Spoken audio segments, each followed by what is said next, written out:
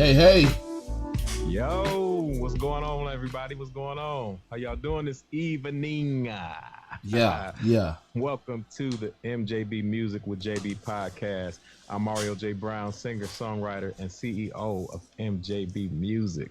And I am JB, aka James Buford, pastor, musician, some other stuff in between there. But yeah, I do a lot. But I'm also the CMO of MJB Music, and I'm glad to be here. That's right. So check it out. We started this podcast for you to bring you everything music, education, and culture.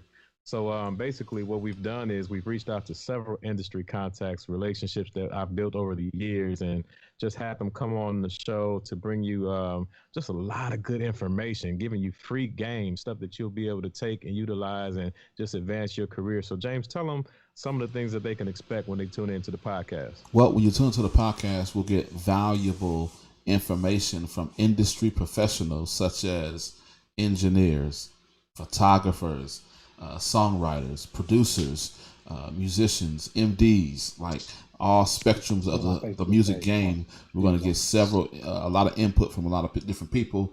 A lot of knowledge will be dropped. And so, yeah, buckle your seatbelts. It's going to be live. It's going to be on. Oh yeah, it's gonna be great, man. We've had some awesome guests so far, man. People have just come on, and we've got some valuable tips. They've been giving information on, how do you make it as long as they have in this industry. There's so many things that you need to know just to further advance your career. And tonight won't be any different. We got such a special guest, and I can't wait to introduce him. But so we want you guys to feel free to chime in, ask questions. We got watch parties going on. It's live here on Facebook, YouTube, Instagram is coming. So we want you guys to feel free to engage with us and make sure that you, if you got questions that you want to ask answered from our guest tonight, put it in the chat so we can make sure that we get your question answered. Yeah, but tonight, our forecast for tonight. Thank you. Again, you guys can be doing so many other things right now, but you're up, you're laying down, you're in the bed, you're chilling. And you tuned in with us tonight, so we thank you. We value your time, so we're going to make it worth your while. Tonight's discussion will be studio sessions and engineering. Chad C-Note Roper is the CEO of Big Sound Music. After graduating with high regards, earning a bachelor's of science degree in chemical industrial engineering from Florida A&M University. His lifelong passion for music kicked in. Roper got his start as engineer and vocal producer to hitmaker Rico Love. Turn the lights on. Roper has gone on to work with the likes of Jamie Foxx, Backstreet Boys, Brandy, Estelle, Rihanna. Man, the list goes on and on and on. So he'll tell you a little bit about that. But first, JB, tell us what's going on in our culture, man. What's the news flash moment of the day? There's so much going on. What's happening? Oh, man, it's so much going on. I know. I just want to give respects to Representative John Lewis. He passed a couple days ago, but he just recently had his funeral. He was a civil rights activist and leader. And so what was cool, I thought that they did, was when they marched this. They had a processional and they marched him over the bridge, the bridge that the Selma Bridge that he crossed over during the civil rights movement. They say that he was one of the last of the original civil rights activists, and so they laid him to rest today. And so we just our hats off to him, condolences to his family and everyone. Oh, much love and respect to John Lewis. Yeah, man, he's getting the respect that he's deserved. Absolutely. And his life he's leaving a legacy behind. So we're thankful for his life, and I'm glad you brought that up, man, because that's a special moment that needs to be recognized. Absolutely. And so today, man, we want to go into our music education topic of today. So we're talking about studio sessions and engineering. So James, tell me why you feel having a professional engineer is important. Notice I said professional engineer. Right. Yeah. Well, in my engineering days, my studio engineering days, home studio engineering days, you definitely know the difference. Professional studios have the gear that can allow you to give clarity to your vocals, give clarity to your sounds. One of the worst things you want to have is on a record, you got hissing going on in the background. You got stuff going on in the background and you can't hear right, and you got crackling and all stuff going on. One thing about a professional engineer, not only just on that aspect of it, but a good engineer knows how to bring the best out of you as well in engineering. And so doing it yourself at home by yourself, sometimes you don't dig as deep as you can when you have an engineer, a professional engineer. He not only knows his gear or the gear that he's using, but they also know how to bring the best for the best recording aspect of it. Yeah, and I'll speak from an artist standpoint, man. It's just so valuable to work with an engineer that is familiar with the equipment. Absolutely. Because it's nothing worse than you getting a vibe, man. Vibe is everything. You start vibing and then you get with an engineer that's like, oh, hold on. So they gotta, change settings and change this and change that, and it breaks your flow. So I'm glad I've had an opportunity to work with Chad, because that's where I'm most comfortable, because he knows me. I know him. I know his style, and he knows my style. So we're able to kind of get things together efficiently. Whereas, in some other cases, it may take just unnecessary time, if you know what I mean. So yeah, man, without further ado, let's welcome our guest, my friend, my brother, my best friend, son, the one and only Chad C. Note Roper. Woo-hoo. Welcome, bro. What's good?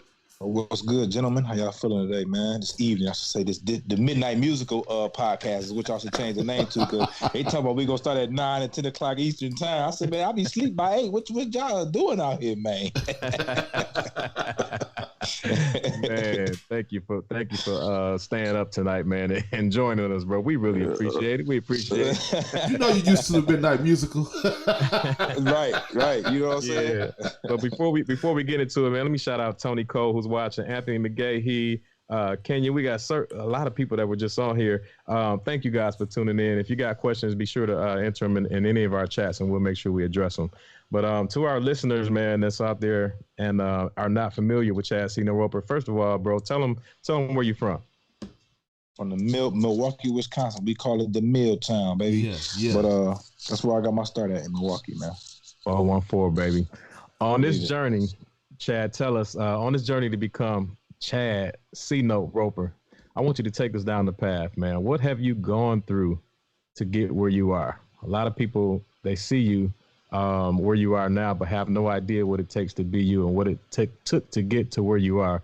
So can you just take us down the path from, an early start to where you are now? Right. So in the beginning stages, obviously me and Mario known each other for years. So we was in a group, me, Jermaine, Rideout, Mario. For the record, New Creation had 100 members, because every year we had new members. You know what I'm saying?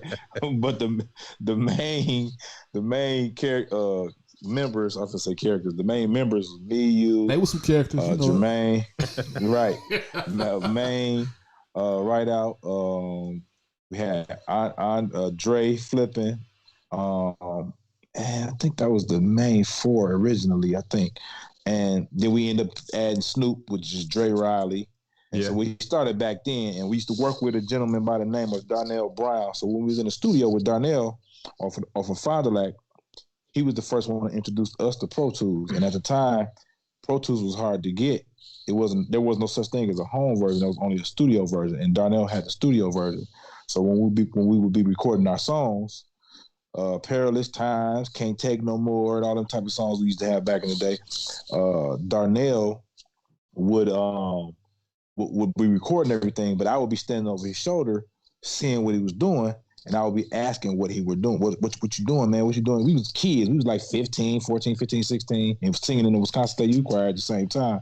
So I would ask Darnell, what you doing? What's that? Why did you do that? Why did you do this? So I was kind of like picking up things at the time.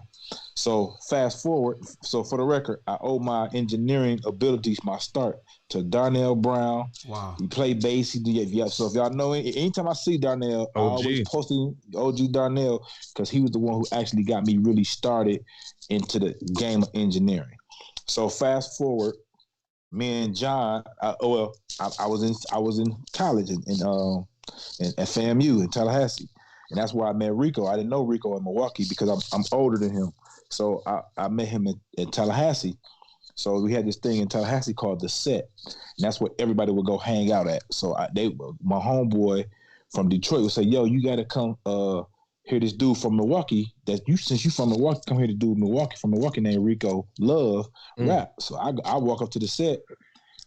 And the skinny version of me and the skinny version with hair of me and Rico was on the set. You know what I'm saying? So he rapping, doing his thing, and he reminded me of like a Jay-Z because he spent so much time in New York with his pops that he had a New York vibe to him. So I'm like, yo, you from Milwaukee? I'm from Milwaukee. But at the time, I was the older dude. I had been there. I was like a junior. I had a car. I had a crib. So I'm like, bro, come kick it. Come hang out with me on the weekend. Let's go hang out to the Applebee's or whatever. So when we went to eat, find out he's a songwriter, an artist. So I'm like, I take the Greyhound to Atlanta. I was like, well, dog, I go to Atlanta to kick it with my homeboy Bree Love, who's now an attorney. At the time, we was college students. So I said, I go kick it with Bree Love. You can just ride with me. So we would drive back and forth from Tallahassee to Atlanta. And then the first day, time I took him, I went to the studio with him because he said, I'm going to go to the studio. That's how I met Cersei. Was the first time I took him, I met Cersei. So we go to the studio, and I'm singing the hooks. The worst song in history called "It's All in the Wrist." I'm on the hook singing, "It's all in the wrist." Like, it's the worst song in history, bro. But then again, and Rico rapping, you know what I'm saying? So then again, that's another introduction to engineering because the dude named Chuck, who was the producer, was also the engineer. So that was another introduction. But I had some skills from what Darnell had showed me in the past.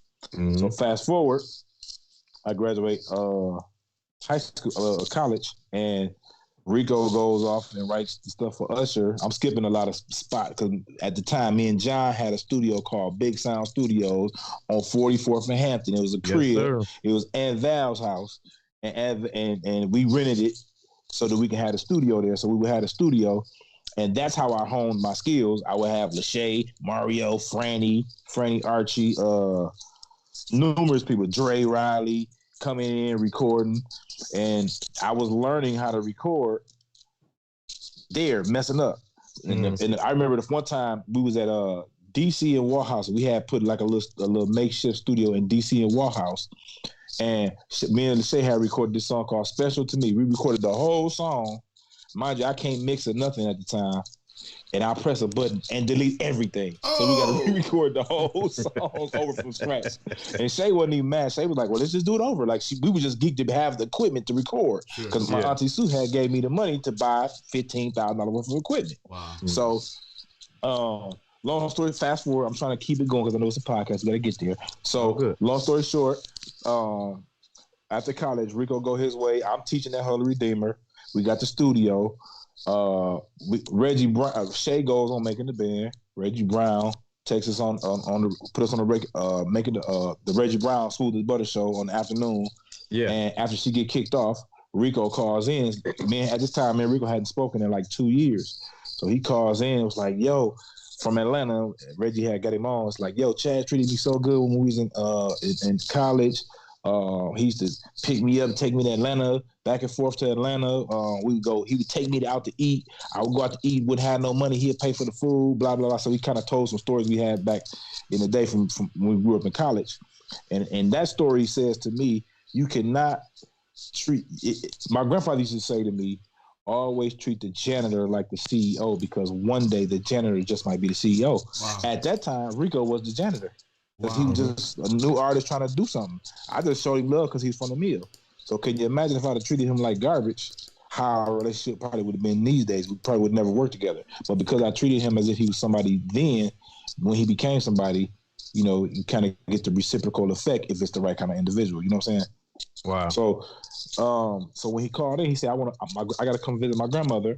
I'm going to come to the mill. And I want to come write Shay a song since I know you rocking with Shay. And Shay went to school with my sister Kashonda. So I'm like, cool. So he fly in the next week. We go into the Big Sound on 44th. And Jermaine creates the track. Jermaine Ryder creates the track for Let's Not Talk About It. And this is my first time ever really seeing him write R&B because I'm used to him rapping. So he gets in there and he literally just freestyle the whole, not freestyle, but he just writes the song off the top of his head. No pen, no paper or nothing. And when we used to work when he was a rapper, he would write stuff down in the very beginning, you know what I'm saying? Right. So I'm like, how is he writing these songs? He would like record the idea. He'll just do a melody, and then he'll come back. And then he come back. Let's not talk about it now. Maybe we should make love. Oh, and then he go back. Let's not talk about it. We can do without it. Let's not talk about it now. Like I'm like, damn, how is he doing this? You know what I'm saying? Yeah. So, long story short, he writes the song, but he can't vocal produce. Well, I can. I didn't know it was called vocal production at the time. It's just making the song sound good is what we thought it was. Never knew you can get a check for it. Right. So him did Mad Money L leave, and me and Shay writes the second verse, and we cut the song. I do my mix of what I know of mixing at the time, and it actually turned out pretty dope. So then V100 has this big thing where they bring Tank in the Mother's Day brunch or something like that. So I tell Bailey she wants to hire a big sound to do the sound. So instead of taking the $2,000 from V100 to do the sound, I said to her, if you just listen to this demo and give me your opinion, I'll do it for free. She's like, what? I'm like, if you listen to this demo that I did, we'll do it for free. She's like, that's a deal. Of course, they're gonna say $2,000. She's gonna look like a genius. Right. She actually listened to the demo and actually liked it. So instead of taking the $2,000, I ended up building a relationship with her, like as far as a business relationship. So nothing happened after that. We do the sound for Tank, and we know Tank. I did it because I knew Tank from back in the day. So I was like, I just got a chance to just kick it with him. You know what I'm saying? And long story short, Bailey says her son at the time, Kendall, who's like a 22-year-old man right now. Yes. He picks the song up picks the CD up as a 4-year-old or 5-year-old kid and keeps saying, "Can you play this? Can you play this?" It was Let's Not Talk About It. Wow. So she ends up calling me and saying, "My son keeps requesting this, wanting to hear this song in the car. I want to try to test it out on the radio." Now, mind you, had I would have just taken the $2,000 and never gave her the disc, that never occurs. So long story, fast forward, the song is in rotation. Rico calls, he's like, "Yo, the song you finished the song?" I said, "Yeah, bro." He said, "Send it to me." My man said he heard it on the radio. I said, "Yeah, I couldn't pay you. I couldn't afford to pay you what your fee was because at the time he was on Usher's Confessions album and it sold like 10 million. So at least I could do is try to help make some money." Yeah. So I sent him the song. He said, "Who vocal produced it?" I said, "Me." He said, "Who engineered it? Who mixed it?" I said, "Me." He's like, "You can do that?" I'm like, "Bruh, what you thought I was going to not do nothing with the song?" Right. So he's like, "Man, when you get at the time I was a teacher and it was like May, so we was getting ready to get out of school for the summer. He's like, man, you should come down to the A and rock with me for a month or so." I said, "But I'll be there. I get out on this date." So I go down, sleep at between his house and Mario Brelove's house. I stayed damn near the whole summer, and I literally was just sleeping on couches, just cutting records with him, demos with him and D-Town and Pierre, the Corner Boys. Yeah. Fast forward, I'm getting good as I'm cutting songs with Shay and learning. Then I become who you know today. And my first session was Jamie Foxx. Wow. So he like, "Man, I want to fly you to LA to come engineer the session. I got a session with Jamie Foxx." So I fly to LA, and then obviously Shay come out because Shay, in case he needs some background, he said, "Make sure you bring Shay." So me and Shay fly out to LA. Now at the time we was doing buddy passes. We was buddy pass heavy. Like we would buy 10 buddy passes at a time so we can have them on deck for whenever we got to go. Right. And mind you, while I'm teaching, I would fly back and forth to Atlanta too to work. So we kept buddy passed up. So anyway, we get in the studio with Jamie Foxx. It's me, Jamie Foxx, Shay, Rico, and DJ Toomp. And then DJ Toomp engineered. So when it was time for DJ Toomp to do what he do, his engineer do everything. And then when it's time for Rico to write or record vocals, I would record. So it was like a dual engineer situation. Mm-hmm. So I found the Toomp engineer, because the producer always starts the session. So once his engineer get up, I sit down and it's a song called "It's a Hell of a Life." So Jamie Foxx get in the booth and started cutting vocals, and me and Rico was cutting. And then so Toomp was going out the room to do this. He come back and he heard the harmony arrangement and everything, and then he heard how the crispy the vocals. He's like, "Who mixed the vocals?" I'm like, "This a rough." Rico like, "This a rough. This ain't no mix." He was like, "Man, hey," he sent his engineer to do some other stuff so I could just do the whole session myself because my stuff sounded so much better than what his engineer like do all rap. So he heard that. He was like, "Oh my God." So he was like, so he was basically trying to take me to work with him instead of working. Rico was like, "Oh no, this is my engineer, bro. Don't even try." You know what I'm saying? So the whole time and Jamie Foxx in there making jokes, having a good time. But mind you, when I first get in there, I'm nervous in church. Fool. You know what the blank is. So I'm so nervous, bro. I'm sweating. You know, it's it's 25 degrees because all studios are freezing cold. So it's 25 degrees in there, but I'm sweating like it's 200 because I'm nervous. You know what I'm saying? Right. Mm-hmm. And so Jamie Foxx could tell. So he just break the ice, making jokes, clowning. That earlier that day we had went to the Foxhole where he had the radio show, the Foxhole, but he had Kevin Hart was his guest that day. So Kevin Hart lighting everybody else. So he's talking about that to kind of lighten the mood in the studio. You know what I'm saying? Yeah. So long story short, that went well, and that was my first like big session. And my fee for that was $1,500, but it was like 4 days, so I really wasn't making no real bread. So this was October. January come, I never got paid. So Rico say, "Yo, so you get your money?" I'm like, "Bro, I ain't never got paid." He's like, "What?" So he calls Jamie Foxx and sweat him like, "Bro, how y'all gonna not do my man like this?" Blah blah blah blah blah. So Jamie Foxx calls me. So I'm like, "Hello?" He like, "This Jamie Foxx." I'm like, "Yeah, right. Quit playing." He like, "No, really, it's me. Rico told me you didn't get paid." So I'm like, "Oh yeah, I didn't." Or whatever he said. Fox told don't do business like this. On Monday, you'll have an envelope come to your house. The man sent $3,000. It's supposed to be $1,500. I thought he made a mistake. So I called the number back and say, "Bro, you sent the wrong amount of money." He's like, No. I paid you that because I don't want you to think we do business like that. Wow. I doubled it because I don't want it to be a bad name on us because you can tell anybody that we did you wrong. And I just want to make sure I cleared up because we don't do business like that. So that just showed me integrity right in the beginning. And this is when he was hot as a fish grease, James Foxx. This ain't like he was on his way up. He was already a superstar. You know what I'm saying? So it just showed me that if somebody at that caliber takes integrity that serious, it means a lot to have integrity throughout the whole industry.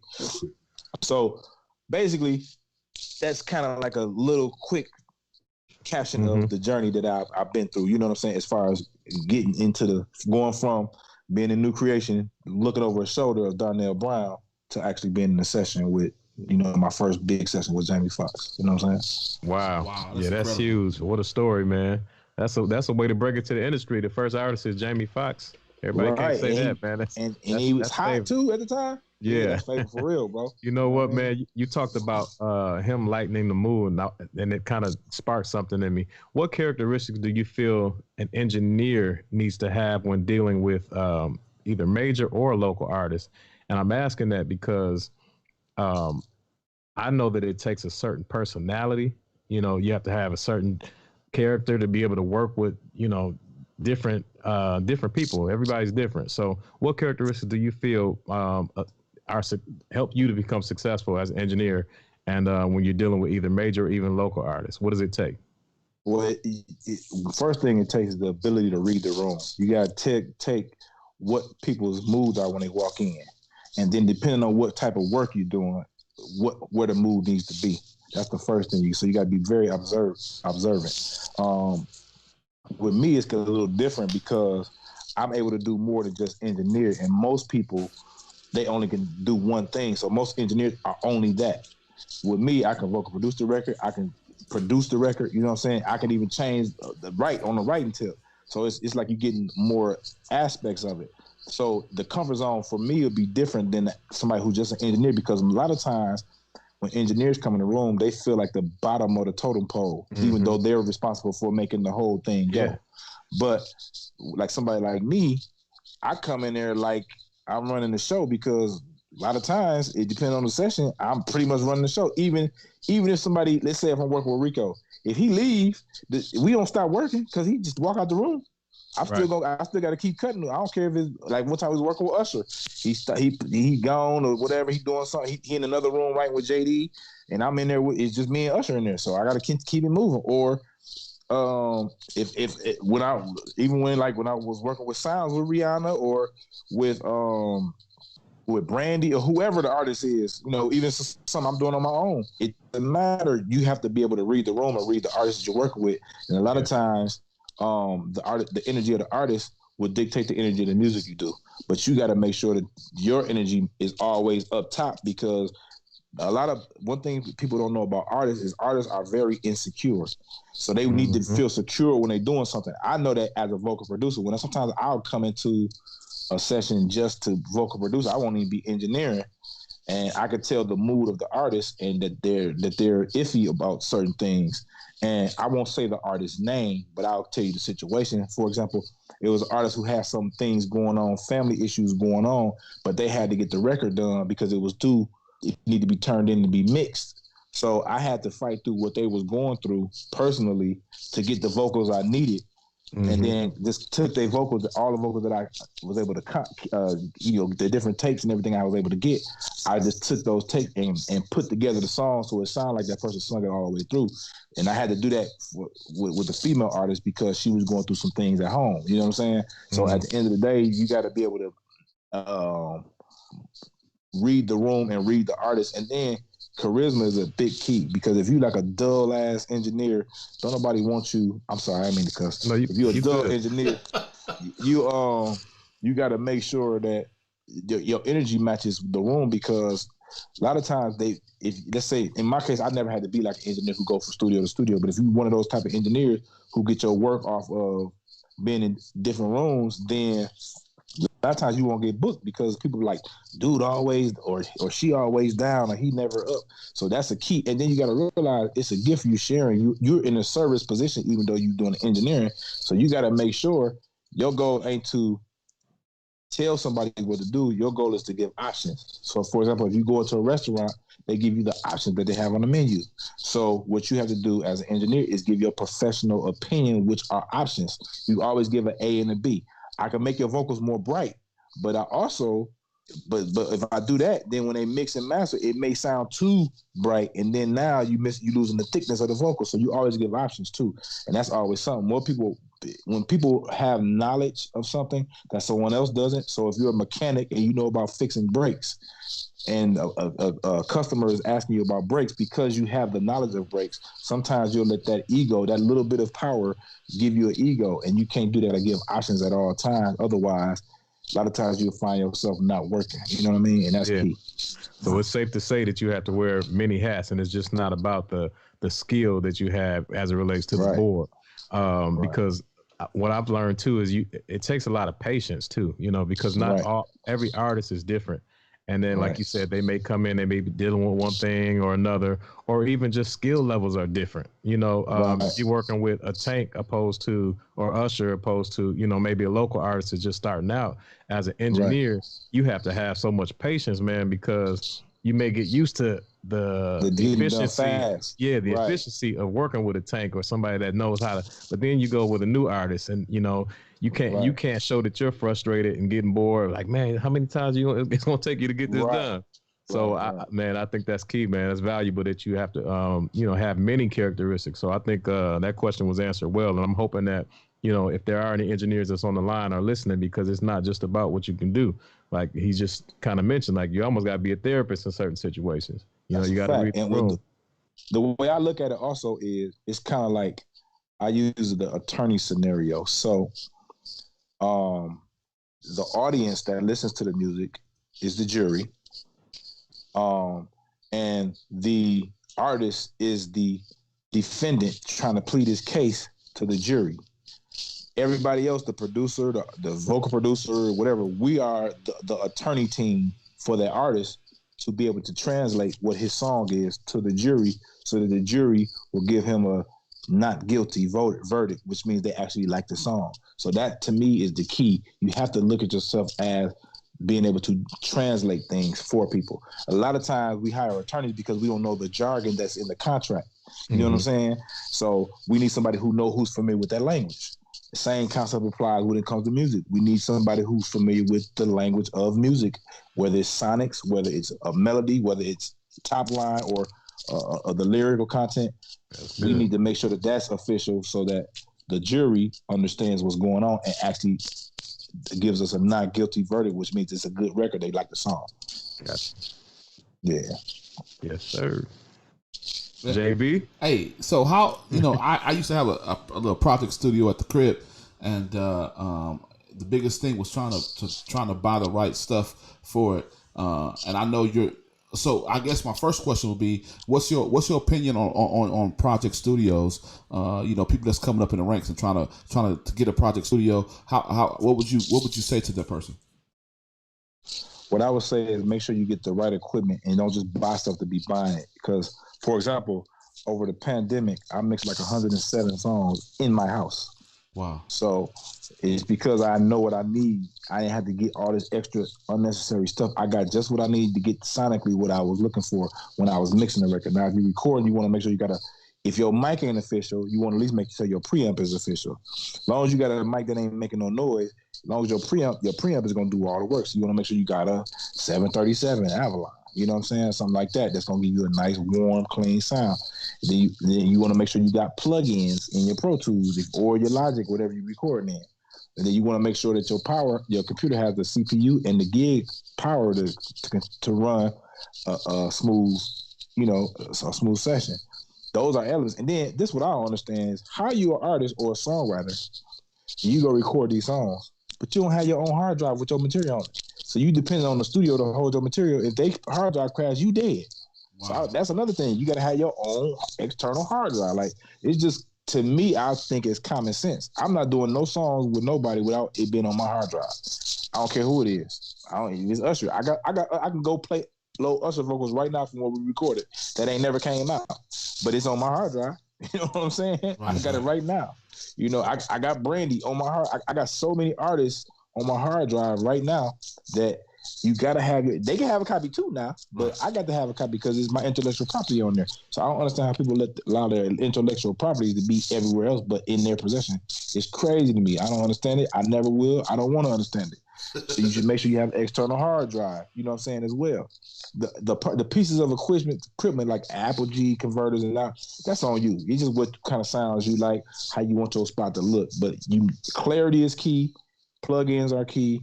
External hard drive is key, and computer power. Those are the key elements. Everything else is subject to change. Sure. Got you. Let's talk sessions for a minute, man.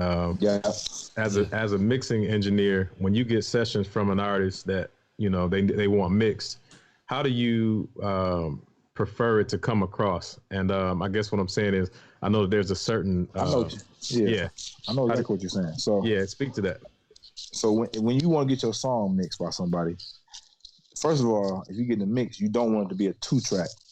Unless the 2-track is, most producers mix a 2-track. But if you want to get a professional mix that's gonna be, especially if somebody like me touching it, you want to give me every element that could be that could be volume controlled.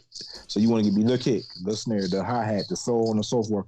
Then all the vocals split up so that I have total control, whether it's adding breaks, whether it's doing whatever. Sonically, I can do a lot of things with that.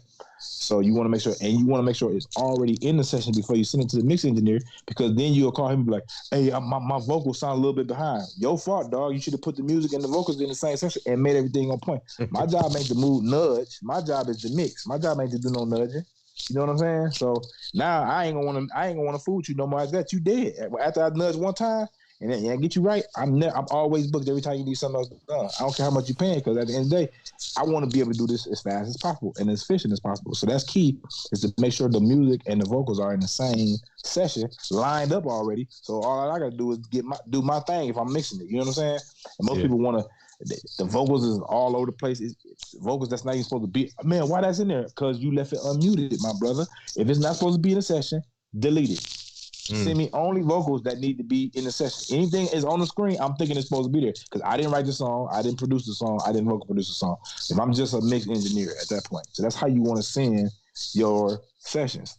You know so what I mean? what about the cleanliness of it? Because I know you're real particular on how things look when it comes across. Can you talk about that? Yeah, if it's extra spaces, like let's say if you do your verse and then you got 2 bars of unnecessary wave that's not even doing nothing, why don't you clean up the session? So like when Mario sent me something like, dog, I ain't mixing this, clean the session up and send it back to me, because at the end of the day, I want to get done as fast as possible. It's gonna be right, but I don't want to take an hour cleaning the session and then mixing, when I could have just spent the hour mixing the record and been done in 2. You know what I'm saying? Instead of being done in 4, because I got to clean the session up. So you want to make sure all the hooks should look like Tetris. There was a game that came out when we was young called Tetris. It should be that neat that it looked like a Tetris game, and all the hooks should have the exact same amount of everything, unless something is added, later on in the later hooks. But it should all be laid out neatly, man. That's key. Yeah. I'm gonna switch gears for a moment. With such a busy and hectic schedule, man, how do you balance your home and work life? Because you are, I mean, people, like I said, they may not know you. You are married, right? Of course, yes. So the way you do is the way I do it is the way I'm learning to do it, because there's never a balance, bro. I'm gonna be honest with you. It's like nearly impossible to do a balance. But what you should do, what I do is I make sure somebody's trying to call me. My bad, y'all. You make sure that you know try to figure out what's important, what's the important things that's going to occur, and make sure you try to be around for those. And then you got to just block off. You got to just block off schedules, man. You got to block off your time. And then some things you can do at home. Some sessions you don't even have to be at. So you got to pick and choose what's valuable, what sessions are valuable, what sessions aren't valuable, what sessions can you miss, what sessions can't you miss? You know what I'm saying? Like some things, you know, like when we were going to work for us for 2 weeks, I had to be. That's something I got to do, because you never know what's going to come out of that. When it was time to go work when I did the Rihanna session, I was in LA for a month. I had to do that. It turned out to one of these. You get to hang the Grammy joints on your wall and stuff like that. Yeah. So had I not went, I'd been dead. I would never had nothing like that. You know what I'm saying? So certain things, you got to know what to go to. But then this was the key. We was doing a song with Pleasure P in Atlanta, Georgia. And Keisha was like, I want to go to the studio and see what y'all be doing all this time. I said, cool, get your coat. Let's go. We fit on the lab. So we working at this. So we leave the crib. We drive in the music house studio. It used to be a studio there called Music House, a big mansion where it's a studio. Mm-hmm. So we were, and this was the exact session. That day is when we did Boyfriend Number 2, which ended up going number 1. So we get there. We and Keisha pull up. We get to the studio. Rico, everybody, Earl and Eric, say what up, Keith, blah, blah, blah, whatever, you know what I'm saying? So we get to the studio. It is 2:00 in the afternoon, 1:30, 2:00. We get there. So we started from scratch, because we just working from scratch. Mm-hmm. And so then Eric started playing, just the chord progression, and Keisha in the other rooms, like ping pong tables, all type of stuff to do at 1:00 p.m. So the TV, everything. So now we getting into the mode of working. Rico writing to the chords that Eric is playing. Earl is building out the beat. Pleasure walking around doing what he do. We clowning, having a good time. Keisha laying on there watching TV. It's about 8:00 at night. We just only got we probably got the hook and the first verse done. While they still tweaking the production, we leave to go get something to eat. We go to some restaurant to eat. It's about 11:00. We go back. We get back in there. We recording. Now it's 4 a.m. We still working on Boyfriend Number 2. I go stand on the outside. I say, hold on, man. Let me go see what's up. Keisha knocked out on the couch. 7:30 that morning. The next day, we finally done. Keisha said, yeah, I ain't on that. Y'all can have this shit. I ain't never gonna be coming to the studio no more. That was it. That was the first and last session she ever went to, bro. And that was probably 15 years ago. She ain't been back since. It's over. Wow. Sometimes you gotta take your significant other to the studio with you so they can see what really go on. She said, oh, go ahead, bro. No, I'm saying that was it. Go ahead, bro. Yeah, I was just saying it, and I hear you as far as kind of weighing it out, you know what I'm saying, in terms of what you should do and what you should not do. But it also takes not just anybody can handle that. You know what I'm saying? Like right. maybe she knew what she was signing up for. You know what I'm saying? And then there's some relationships that struggle when you're dealing with somebody that's in the entertainment industry. So shout out, to Keisha, because it takes a certain type of person to be able to handle that. Because some people might be like, hey man, I need you home. right, for sure. That's a fact. So yeah. But I wanted to also talk about what tips can you give an engineer to kind of stay sharp and ahead of the game? Like, are there any engineers that you follow and respect or learn from, or is it more so? It is. I like Jimmy Douglas. He's dope. I like Ali, mixed by Ali. He's dope. I like it's an engineer that works with Danger. His name is Chad. He's dope. it's a lot of dope. And the thing is, I could tell good engineers right away. Because a lot of times when I'm introduced as a vocal producer or producer. I'm not introduced as an engineer in like nowadays. Back in the day, that's how. But now I'm not even introduced as that for the most part. So when I get in the room, it's an engineer already there that depending on what studio I'm going to. 9 times out of 10, I'm gonna tell them they're gonna have an easy day because I like to cut my own vocals. So I don't even use the engineer. The engineer that's there just get paid for the day. But realistically, I'm gonna sit there and do everything myself. Like I was just in Miami for the last like maybe a week and a half, and the past a week and a half ago, and I engineered everything. I just didn't want nobody to touch it because it goes much faster if I do it instead of telling them move this over there and I move it over there. Like just move, dog. Let me just do this, and then you could just watch or ask questions. But I pretty much got it. So to me, I learned from other.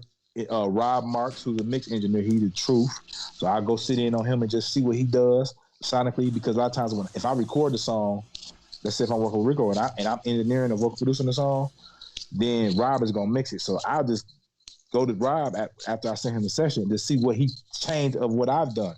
You know what I'm saying? 'Cause it's gonna always have a good rough mix on it. But then I want to see what sometimes he'd be like, man, this mixing the record behind you is the easiest one I ever made because all I gotta do is tweak this, tweak that, and then I'm done. You know what I'm saying? Which is cool. Like that to me, that's an ultimate compliment when you actually are the recording engineer and you give your session to the mix engineer. A lot of people feel ego involved in that. To me, that's crazy. That's like complimenting your work when the mix engineer is like, I hope you record all the songs that I get from Beyonce, you know what I'm saying, or from Rihanna, or from whoever, you know what I'm saying, or from like we did some songs with Gucci Mane. Like when they get to sessions, they be like, man, Marcella is a dope engineer too. She partnered with Danger. Like when sometimes she gets the sessions from me, she be like, yeah, this was dope. She said I would, and then she'll say I would have used this plugin instead of that, but they do the same thing. It just this one gives you more of this or more of that. So. To me, that's on the engineering side. That to me is big that you can get those compliments from those big, quote unquote big mix engineers. You know what I'm saying?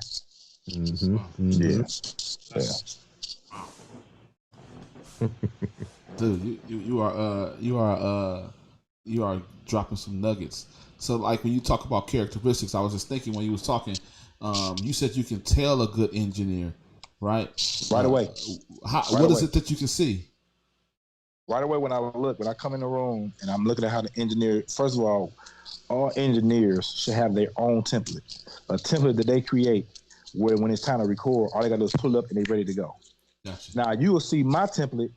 I can name numerous of people that record that I don't want to say that think they're good because that's not the correct thing, but that wouldn't be able to create a template. They use my template. There's a lot of people out here who people like his sound so clean. That's not his sound. That's my sound. He just got my template, or she just got my template. Gotcha. And there's nothing wrong with that because I give it to whoever. It don't matter. But there's a lot of people out here that have my template, especially in the city of Milwaukee.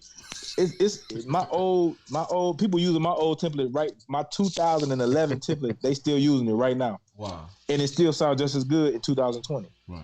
I ain't gonna call no names because then it's gonna feel like I'm trying to take shots at people because it's not. Right. I actually gave it to these people. Sure, you know what I'm saying? So I'm not saying nothing wrong with it. Right. You know what I mean?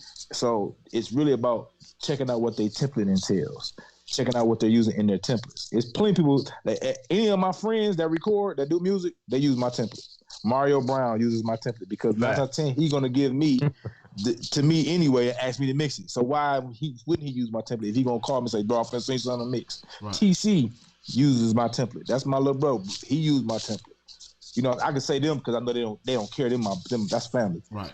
Both of them. Ike, the writer, uses my template.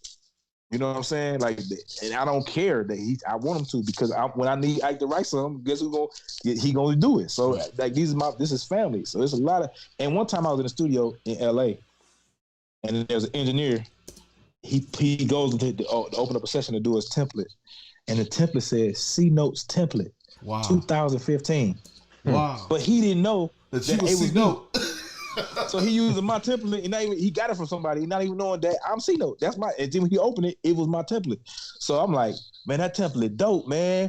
how you get it? Like, yeah, my guy put this together, blah, blah, blah. I'm like, in my mind, I'm like, bro, this is my template. Like the whole time like lied to me and looking like, oh, that's dope. So why did you bust that there? He's like, well, yeah, you know, because I want to make sure harmonically, and he give me all this. I said, bro, by the way, I'm Chad, C-Note, local, nice to meet you.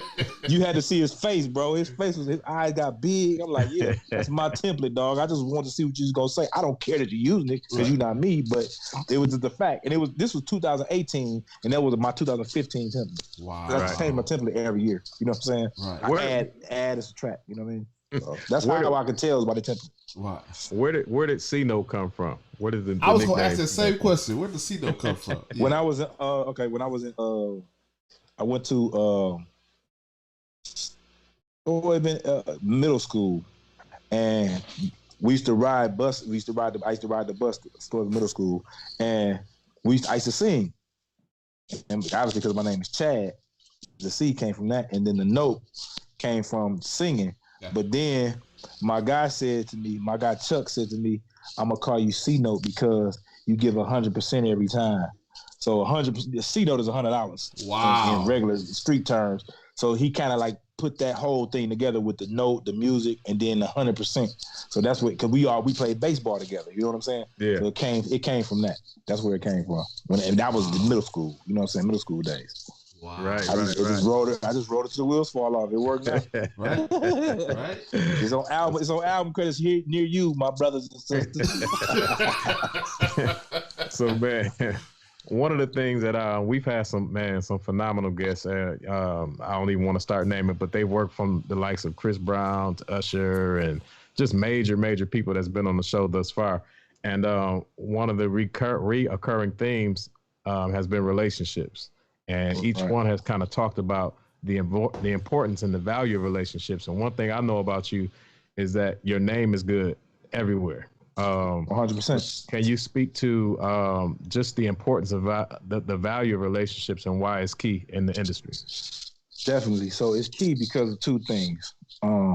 First of all, how you build a relationship in they call it clean face in the industry is if it's something you cannot do, say you cannot do it. If it's something that you say you can do and you're going to do it, do it. So that's one thing about me. If I say I'm going to do something for somebody, I just do it. Whether I want to do it, if I agree to it, I just go ahead and knock it out regardless. What people do is in the moment, they feel like they want to do it, but then something happens in their regular life, and then all of a sudden they don't want to do it. Something changes, and then they go ghost. It's a lot of people that go ghost. And what happens is opportunities will go ghost in the future because they went ghost right there. So to me, if you're gonna do something, you say you're gonna do something, just go ahead and follow it through regardless. I done mix people records for $300. I done mix people records for $3,000. One zone. It just depends on who it was at the time, what they needed, if I wanted to help it, if not. If I said I was going to do it, they got the same mix for $300 that they would have got at $3,000. So if you say you're going to do it, do it. And then another thing that I've learned is I deliver more than what I said I was going to do. So if a record company calls me and says, I need to get this record. For example, I used Tamar Braxton one time. I was at a wedding. Me and my wife was at one of my friends' wedding, my friend Randy wedding, and we was at the reception. I get a call. It's TC. He like, yo, C, what you doing? I was like, I'm at my guy wedding. What's cracking? He like, man, can you step out of the holler at you for a minute? So I step out. And I'm like, what's going on, bro? He was like, hey, man, the engineer that said he was going to mix Tamar album flaked out, and the album is due tomorrow. I'm like, dang, that's messed up, man. I hope y'all get it straight. He's like, no, I'm trying to get you to mix it. You know, I'm like, hold on, bro. You know what I'm saying? He's like, I'm trying to get you to mix it. I'm like, I ain't gonna be able to mix no 12 songs in no one day. Yeah, y'all crazy. And then he said, hold on, I want to click you in. So he clicked me in with Vince Herbert, which is her husband. He said, hey, Chad, how you doing? TC speak highly of you. Our engineer flaked on us. We need to get you to Atlanta because we was in Milwaukee for the thing. We need to get you back to Atlanta to mix this what's the name? I said, when? It's like tonight. I can't, but I can do it tomorrow. I can't do it tomorrow because I got a session. Now, mind you, I'm lying. I have no session. So I said, I can't miss this money. Right in my mind, opportunity popping up. So I can't miss this money. He was like, well, what was you going to make in your session? I said, 5 G's, man, so I can catch up with y'all on Sunday. He's like, I'll give you the money. Mind you, I had no session. So I'm like, cool. He was like, can you send me your rate to mix a song? To mix your rate to mix one record, and then we'll just times it by 12. I said, well, I normally get 2 G's a song. He said, we'll take it. I'm lying. At the time, I wasn't getting 2 G's a song. I just want him to talk me down. He said, we'll take it. So I ended up getting a bankroll for mixing her album because somebody did not do what they said they was going to do. And what that did was create a relationship with me and Vince. To this last Thanksgiving, out the blue, dude text me happy Thanksgiving. Well, I don't know about the relationship now. You done told us that you done lied to the man. Oh, man, listen. One thing about it, that was 10 years ago. It don't matter. It is what it is. Hope y'all learned something. But at the end of the day, it was a fact of that my relationship with him wasn't messed up. It was the person who said they could do something. Right. They couldn't do it. I never told him what I could and couldn't do. I told him what my numbers was. And whether he could have negotiated or not, that was on him. You know what I'm saying? Mm-hmm. But what it happened was the album was due that Saturday that I got there, and we got the album done. Me, LaShawn Daniels, and TC sat in there and knocked all them records out in 4 days. We damn near slept at this. We took shifts of sleeping in the studio, man. So that's what I mean by relationships. And we got it done. Tony, Tamar, Tony, they was shooting that Braxton's Family Values thing. So all of them was there when we was doing the mix. You know what I'm saying? Wow. And at the end of the day, it ended up getting relationships with the other sisters, other artists that Vince had. He ended up hitting me up, and then it built a real strong bond with me and LaShawn Daniels too, because spending those many hours together for so long, by the time we got to the last song, he was playing me "You Rock My World," Michael Jackson demo of him singing it, and then what Michael did. Then he was playing me stuff he did with Whitney and all that. So it built a strong relationship with us. So after that session, I felt like he was my friend because we built a strong relationship. So anytime I go to LA, I would hit LaShawn up like, "Shiz, I'm in the city. Come by the lab." Then I end up getting a relationship with me, Warren Campbell, and all these other people through him. So because someone did not do what they said they were going to do. Wow. Yeah. I was able to build another network of people because somebody did not. So the reason why I told that story is because if you don't do what you say you're going to do, somebody else has an opportunity to build the network off of your mistakes, off of your lack of taking the opportunity. And that happens. I would have never gotten the Rihanna stuff had I not used my network that I had with Sounds to continue to move forward because of somebody else didn't do what they said they was going to do. So that's things of that nature. A lot of opportunities came to me because somebody else missed the opportunity. And had they not missed the opportunity, I wouldn't have gotten the opportunity. So always under promise and over deliver. If you know you can get something, I knew I could get them records done in a week, but I said, man, y'all gonna have to give me 10 days. I really got it done in 4. You know what I'm saying? But so it made me look better. So his expectation wasn't until Saturday, to the least that Saturday. Well, realistically, we got everything done on Tuesday, and it was mastered by Wednesday and done. So it's about that type of under promising and over delivering is key. Wow. You know what I mean? That's good. Yes, sir. Yeah. Yes, sir. I got a question for you. What drives C-Note? What is the driving force behind C-Note and what he do? What drives me is things that I'm interested in. In this point in my career, I only want to work on and do things that I like. So now it's not about a money grab or chasing money and none of that. It's really about doing things that I like. I haven't managed anybody in 75 years. I saw artists that I liked that I thought I can help take to the next level. So when the people came to me to talk about managing her, I turned it down the first time because the artist was young. Now that she's older and more focused on music, I said I want in because I think I could put some pieces together with this. So then I jump in and do it. So I only do things that I like. I have to like it, otherwise I'm not doing it. I don't care what it is, who it is, whatever. I just turned the session down. If I said who it was, people are like, you got to be crazy. I don't want to be a part of that. I just don't like it. So if I don't like it, I don't mind missing whatever I was gonna miss. So that's what drives me now. I have to be passionate about it. If it's something I ain't passionate about, I'm not gonna do it, bro. I don't care what the number is on it. And then people don't understand that. Sometimes I like what somebody's doing. So like my homeboy Ryan, I never knew Ryan was an artist, right? Ryan Goodwin. I never knew he was an artist. So he had this song he sent me and said, man, I need you to mix this record when I was doing all the mixes with people, right? So I'm mixing the record. I'm like, man, this joint jamming. Like, I actually like this. This jamming. I'm going to mix the record for you, my G. So just send me to me and blah, blah, blah. I'm going to knock it out. I'm thinking it's his artist. Right. So I'm just mixing the record thinking it's him. I didn't even know it was him till I was done. I'm like, who is this? He like, it's me. I'm like, stop playing. I'm like, man, this joint jamming. You got a joint. Like, I just liked the song, so I did it. Even though he was my guy, right. I actually genuinely liked the song. Sure. I said, bro, if you're trying to get your album mixed, you better catch it while I'm available because I actually like what you got going on. You, Ike, and all them got going on. I like it. So if you want to send it, you know what I'm saying? So I got to actually genuinely like it. Now, I actually like the song, not knowing it was even him. I would have did it if he was like, this me, bro. Can you knock me out? I'd be like, cool, just on GP, whatever. But I actually enjoyed it. When I did Marlon Locke's album, I actually enjoyed the process of doing his album because he was known as one kind of artist. A traditional quartet artist. Sure. I said to him, he said, can you meet with me? And when you get back in town, fly in, let's have a meet. We went to Carson's.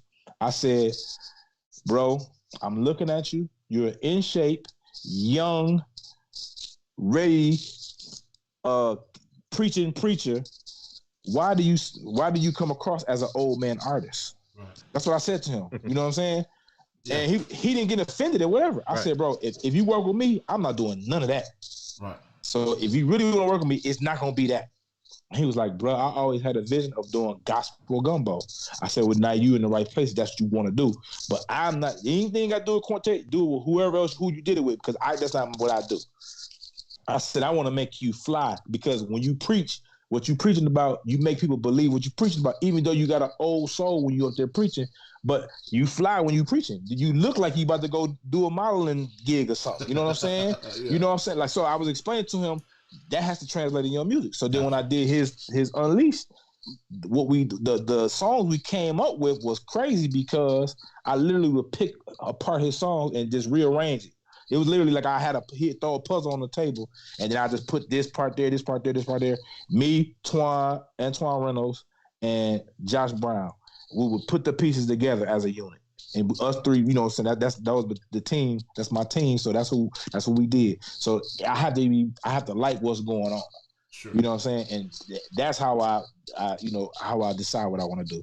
Anytime somebody got a new artist, I prefer to work with new artists than established artists. Established artists, you're gonna make money, but new artists, if you break a new artist, you're gonna be rich. You're gonna be wealthy. And that's the difference. Established artists, they're not gonna give you the credit. Oh, it's only a good song because Rihanna sang it. But what if I wouldn't have had these melodies here or this arrangement? It wouldn't matter. She got songs that didn't work. You know what I'm saying? So they don't want to give you your credit because the artist is big. Artist is a huge artist, but they'll give you credit when it's a new artist. Sure. Like I remember, I worked with somebody who nobody thought was an artist.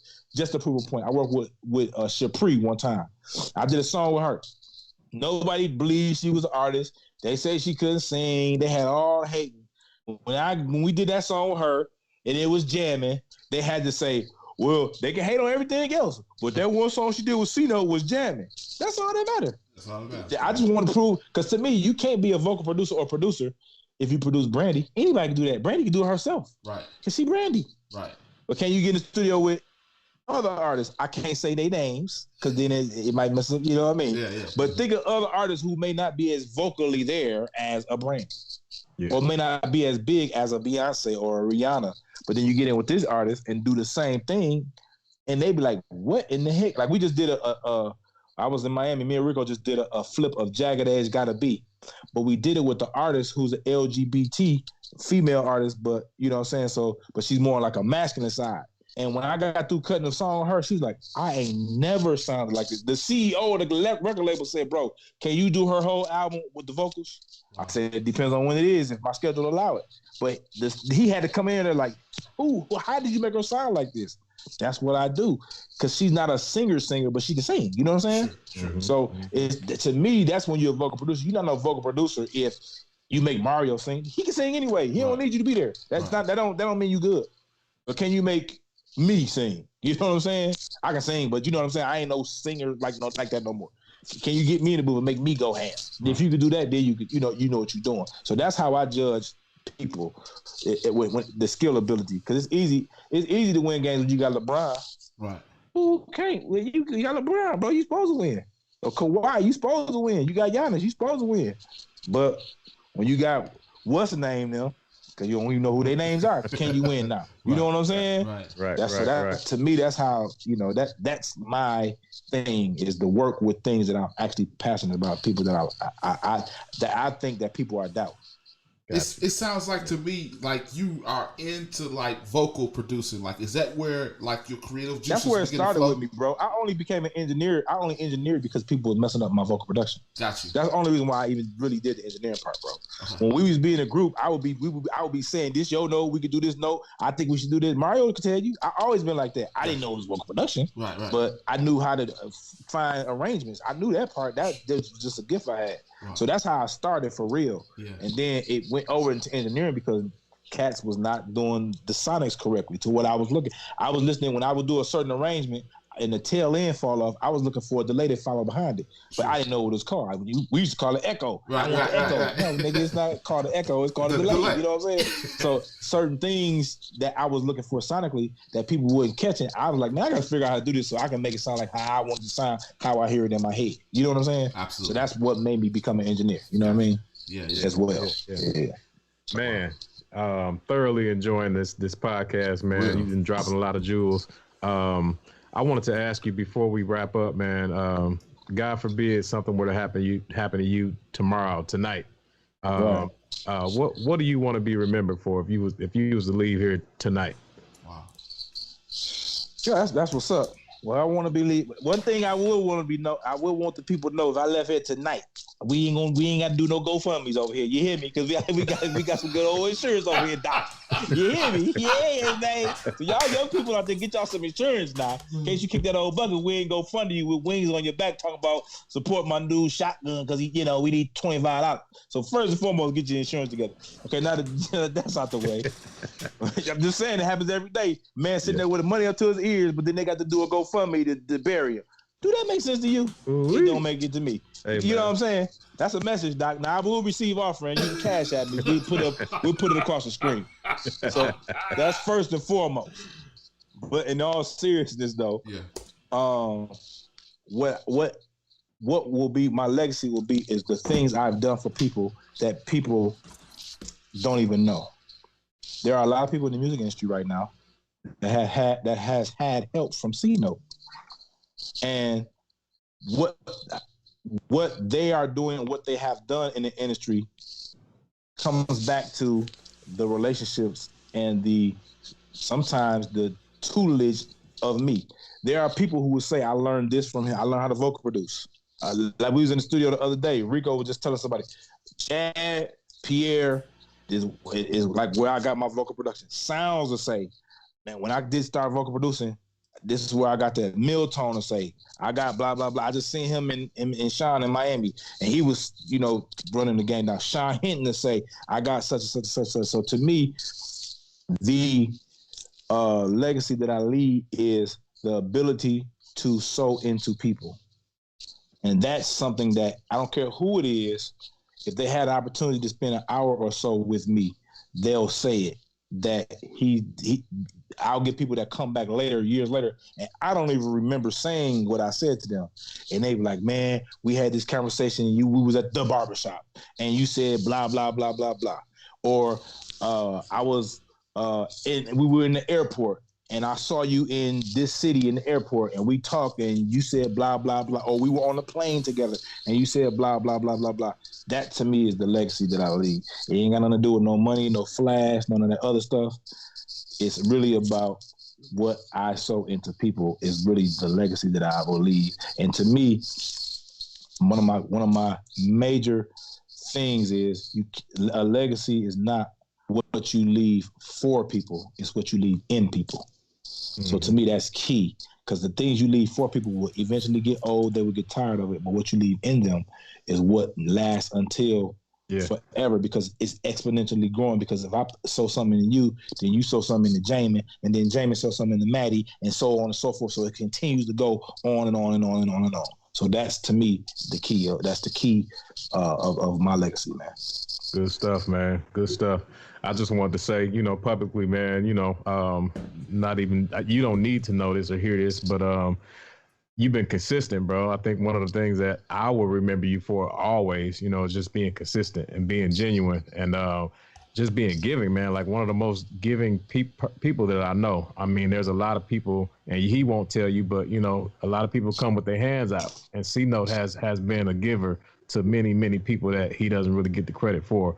So, man, I just want to let you know that I appreciate you, man. Thank you for being who you are, being consistent, man, being a father to my children, and just a brother, man, just an all-around great guy, that goes so far because of who you are, I'm who I am. So, just being around and having a relationship and just over time, man, and just thank you, bro, for just being, who you are and being consistent. And, even with this endeavor with the podcast, man, I don't take it for granted. I treat you like everybody else has been on here because you've earned your keep. You know what I'm saying? So I respect you to the highest degree, and we support you. Want to keep pushing whatever you got going. I want you to share your social media handles and those type of things for people that may want to keep up with you that are not already connected to you. No doubt. For everything, it's Chad C-Note Roper. Because like you said, I'm consistent. So I don't want you to go look for me as C-Dog over here and Boom Boom over there. And then over here, I'm Chad. So on all social media platforms, it's Chad C-Note Roper. If you come on my pages, it's pretty much inspiration or some laughing. Just it, one of the two. It's either be laughing at something or we inspiring somebody. That's it. That's really it for the most part. You can learn some things. You get some jewels so often sprinkled on you. You know what I mean? I try to do. I never consistent with that with weekly things. Week 1, week 3, week 31. Like for example, this is week 31, and it's about aim. Aiming meaning affirmations. Get you an affirmation in the morning. Be inspired by something and be motivated by something every day this week to see how your week go. If it worked, if it don't work, okay, at least we try something good. If it do work, we win it. So that's what I try to do. I try to give people different things weekly that I give. I don't just give it to you, I give it to me. So we do it together. You know what I mean? And that's how I like to do it. I like to make sure that it's a we thing and not a me thing. And that's how I am. I grew up as a baseball player, one of the top baseball players in the country. And playing baseball is it's 9 people. It's 9 players on the field. Everybody got to be on. If your shortstop tripping, your game is over with. If your pitcher lacking, it's a done deal. If the catcher can't stop a ball every time somebody get on first, they guaranteed to get second. You know what I'm saying? And it's now they're in scoring position. So to me, it's a team game. Life is a team game. If you don't understand that life is a team game, it won't be a long game for you. Most of the time, things don't last long because you don't understand that it's a team. Everything is a team game, unfortunately. So you got to make sure you understand the concept. Yes, sir. You got your big sound hat on tonight, man. But please believe it. It's another one. Dreams never expire, man. We didn't even touch that, but just real briefly, man. Talk about the dreams never expire and where that came from. So dreams never expire. It just came to me one night. It was like 3 a.m. I had just was riding in the car from the studio, and on the way home on 285, coming from Patchwork, and it was you know how we always laugh at the different preachers that late at night. So on the radio, it was a preacher. It was the dude who said a prayer handkerchiefs. I can't think of dude name. Yeah. I know you talking about. He'd be like, and God. Yeah. And one time he said, whatever God got for you, it will never expire. Now this is the dude we used to be crying laughing at. Yeah. When he said that, it just stuck with me. And then I was like, whatever God has for you never expires. So as I'm driving, I'm like, God gives you dreams. And that's something he has for you that he can actually, because God's not going to give you something that he can't afford. When I say he can't afford, not you, he can't afford. Wow. So if he gives you something, he can afford it. That's why he gives it to you. It's on you to figure out how you can afford it, but through your work. And that's what we don't do. A lot of times we say stuff don't happen for us is because we're not looking. The credit line is already given to you, but what you're not doing is filling out the application. You know what I'm saying? So you got to fill out that application. God gave you the credit line. You got to fill out that application so that he can approve it, stamp that approval on it, and move forward. So that's where I got it from. I heard him say that God never gives you things that he gives you things and they will never expire. So I'm like, God gives all of us a dream. and that will never expire because he gave it to us, because he can pay for it, and he gives us the credit line. You got to just fill out the application and get approved. And that, to me, is where it came from, and that was my concept. Wow. So you got to make sure, to all the people out here in podcast, MJB podcast land, that you got to make sure you complete the application. And how do you complete the application? You have to do the work. If you do not do the work, you're only putting 3 of the 9 digits that you may have to enter. You're not putting the 7 digits of the phone number. You're putting 5. You know what I'm saying? You're not writing the full street address. You're forgetting the zip code. It's something you're forgetting because you're not finishing the work. And each area, your name is a whole nother one work.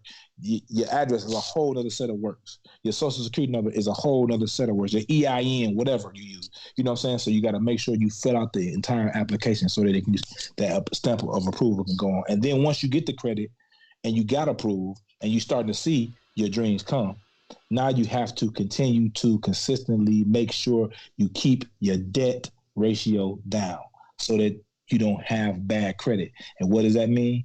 Make sure you take in the opportunities that are given to you, that you agree to, so that your credit doesn't start to decline because you're not holding up your end of the bargain. That's a part of doing the work, and that's how dreams never expire as long as you continue to do the work. Bishop Bars. Pastor. Just call me Bars, cuz. Right. You dig? Bars. I need y'all to give me this clip so I can post it on my page. You hear me? Yeah. Oh yeah. We definitely we gotta replay this clip over and over, man. Wow. Yeah, man. You left me speechless, bro. You left me speechless. Right? Now, where am I offering that again? How do I put this thing, get to this offer? That's good stuff, man. Hey, man, we appreciate you, Jay. I don't know if you got anything else, but we're gonna go ahead and wrap it up, man. Anything you want to share before we? I want to thank Chad for coming on. Yeah, when we go to the barbershop and we got a haircut, shout out to Mark Harris, who was getting our haircut. He was dropping knowledge like that in the barbershop. So this dude is the truth. If you know him, follow him. I know he's gonna give out his hashtags and all that stuff. He's given it already, but this is a good dude, good brother. I don't know him as long as Mario, but what I have communicated to, when we have been in contact and communicated, he's been a solid dude all the time, and so I just appreciate that about you. Oh yeah, for sure. Well, thank you, bro, for joining us, man. Maybe we can get you on in the future sometime, as well as some of those contacts you got, brother. We need them on the show. Man. I got a couple, because I want y'all to get Danger. I want y'all to get Danger, because if Danger could talk to these producers, man, and that's like family. I'm gonna reach out to Danger to see if he can do it. But I really want y'all to get Danger, bro, because if y'all could do that, that's gonna be big, because this dude is such a genius, bro. It's unreal. Like, he was just playing me some new stuff. I'm like, where do you come up with this? So I'm gonna try to get y'all Danger. Like, you can get Rico, that's easy, but I want y'all to get Danger too. Yeah, you know what I'm saying? Because you got a relationship. We can get Rico for sure, but I'm definitely gonna get y'all Danger. That's gonna be big, bro. Yeah, awesome. Yeah. Well, JB, we did it, man. Yes, sir. This is what, episode 10. We knocked out tonight. No, it's like 11, bro. We be killing them. Yeah, man. Absolutely, man. Behind the scenes of greatness, man. It takes a lot to put these together. So we just ask that you all will continue to support by sharing, by subscribing. We are on Apple Podcasts now, so you can catch each and every episode, man, with some of these geniuses. Like I said, they're giving free game, giving you insight into what goes on behind the scenes. And it's coming to you through MJB Music with JB Podcast. So we want you guys to continue to share. We're looking at the numbers, y'all. Numbers don't lie. So we need y'all to stop what you're doing. Go ahead, subscribe now on Apple Music. All you got to do is search MJB Music with JB Podcast. Hit that subscribe. Even if you don't listen, we need them numbers up. So y'all can get notified every time we're live, every time we're doing something. So we want you guys to continue to support. If you have questions, we want you to start to get those in ahead of time so we can ask them to our guests. Also, what we decided to do is to do this in seasons. Okay. So, James, maybe you can kind of describe what I'm saying as far as the season. Absolutely. So we're going to do 15 episodes for this season.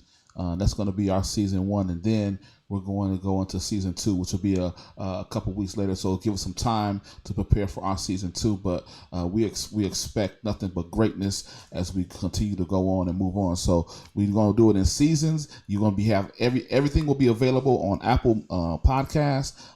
And so, yeah, subscribe now. Tell your friends, tell your producer friends, tell your engineer, tell your vocal producer, tell everybody that you know that's in the music industry and wants to get good at what they do and really can get some knowledge about what they do. So tell them to subscribe. It's going to be good stuff. For sure. And like we say, man, our motto was more than a song, because it's easy to make a song, but there's so many things that go around that in order to be successful. So even for tomorrow, we got Reggie Brown that's going to be on the show. Reggie Brown. He's going to be talking about how to get on the radio and what doesn't make it on the radio, and talk about his, things that helped him to get to where he is. Also, you guys might not see this coming, but we got a makeup artist who's, I call it a celebrity makeup artist. Yeah. Keisha Roper will be on the show on Wednesday. So excited, man. Wait till y'all just even hear from Keisha, man. She's just hilarious, but we love her, and can't wait to talk to her. She'll be able on here giving tips on different products that you can use, because it's about that too. We got to make sure that we can give the artist the whole development that they need. Absolutely. So we got a photographer coming on Thursday. And then on Friday, we got another artist that's coming. So like I said, man, y'all just continue to stay tuned. Tag a producer, tag an artist, tag anybody in the industry, or anybody just wants to know, period, just how, things happen. Because although this may be music entertainment, these are things, life lessons that you just heard from Chad that applies to life. You know what I'm saying? Like, these are valuable tools that you get, just that you can apply in whatever industry that you're in. So make sure you join us. And again, we appreciate you. And till next time, we'll holla. We out.